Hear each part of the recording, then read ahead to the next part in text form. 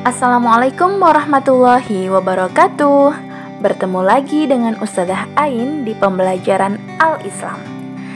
Anak-anakku kelas 8, saat ini kita telah sampai di materi mengkonsumsi makanan dan minuman halal dan menghindari makanan dan minuman yang haram. Namun, dalam video ini kita akan membahas pada fokus materi kriteria makanan yang halal. Tapi sebelum itu, perlu diketahui ya, jika Ustazah katakan makanan halal, maka itu maksudnya sudah mencakup makanan dan minuman yang halal ya. Nah, baiklah, langsung saja. Apa sih kriteria makanan yang halal itu? Setidaknya ada 3 kriteria makanan yang halal. Yang pertama, halal dari segi wujud atau zatnya makanan itu sendiri. Yang kedua, halal dari segi cara mendapatkannya. Dan yang ketiga, halal dalam proses pengolahannya. Baiklah, kita bahas satu persatu ya. Yang pertama, halal dari segi wujudnya atau zatnya makanan itu sendiri. Maksudnya yaitu tidak termasuk makanan yang diharamkan oleh Allah Subhanahu wa Ta'ala. Nah, apa saja makanan yang diharamkan oleh Allah? Yang pertama adalah bangkai. Sesuai dengan Quran Surat Al-Ma'idah ayat 3, Allah Subhanahu wa Ta'ala telah menjelaskan bahwa yang disebut dengan bangkai dan diharamkan untuk dimakan adalah hewan yang mati secara tidak wajar atau tanpa melalui proses penyembelihan yang disyariatkan dalam ajaran Islam.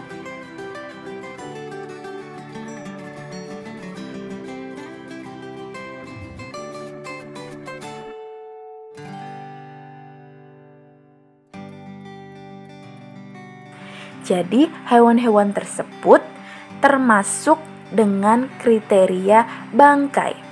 Namun, jika sebelum hewan tersebut mati, kita sempat menyembelihnya, maka bisa jadi hewan tersebut bisa halal loh.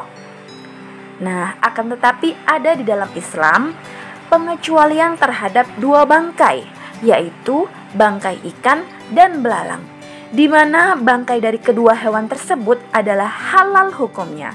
Hal ini sesuai dengan sabda Rasulullah Shallallahu Alaihi Wasallam yang artinya kami dihalalkan 2 bangkai dan darah. Adapun 2 bangkai tersebut adalah ikan dan belalang, sedangkan 2 darah tersebut adalah hati dan limpa. Nah, sekarang makanan yang kedua yang diharamkan oleh Allah adalah babi. Yang ketiga adalah hewan yang disembelih atas nama selain Allah. Yang keempat adalah al-jalalah. Yang kelima adalah darah. Yang keenam minuman keras atau khamar. Yang ketujuh hewan yang diperintahkan oleh agama untuk dibunuh. Yang kedelapan hewan yang dilarang agama untuk dibunuh. Yang kesembilan hewan yang bertaring. Dan yang kesepuluh burung yang berkuku tajam.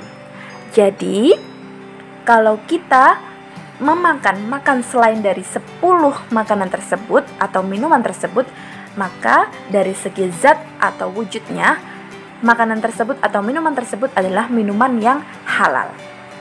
Nah, kriteria yang kedua yang harus kita perhatikan untuk mendapatkan makanan yang halal adalah halal dari segi cara mendapatkannya. Halal cara memperolehnya atau mendapatkannya artinya makanan didapatkan dengan cara yang baik, bukan cara yang batil.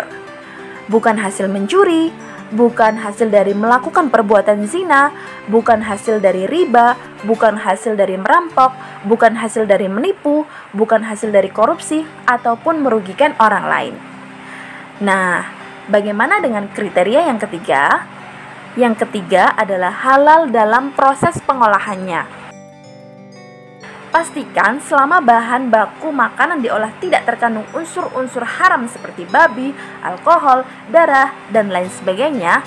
Perhatikan juga alat masak yang dipakai, jangan sampai menempel bahan-bahan yang tidak halal.